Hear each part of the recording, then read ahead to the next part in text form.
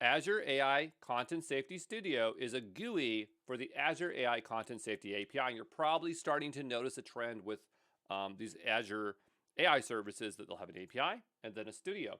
So it handles offensive, risky, or undesirable content using advanced content moderation ML models. It provides templates and customized workflows to build your own content moderation system. And now this thing is located within Azure AI Studio.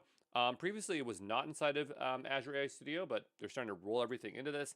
Azure AI Studio, even at this time, is considered preview, but it seems like with all the work that they're putting behind it, it's going to become GA at some point.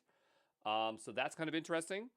The key features here are out-of-the-box AI models, includes pre-trained models and Microsoft built-in block lists for flagging profanities. Custom block lists allows users to upload their own block list for specific use cases. Content upload, users can upload their content or use provided sample content to test the system. There are three main things they want you to know about: moderate text content, moderate image content, and monitor online activity. So we don't do a whole lot for labs with this because I think the programmatic way is a lot more valuable, but we do look at it and it's pretty straightforward. So I just want to go over these three main features with some screenshots so you have an idea of their capabilities so we can meet the requirements for the exam. So let's talk about text moderation.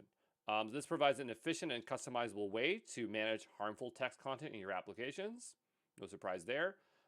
So we have an interface where you can test content from single sentences to entire data sets, assess results directly in the portal for immediate feedback, customize sensitivity, so adjust the levels and fine-tune the content filters, manage block lists to meet your specific moderation needs.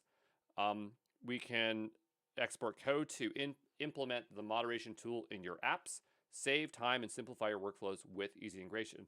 And, we're looking at three things, but there's a lot more models than just these three, but these are the three, again, we want to focus on.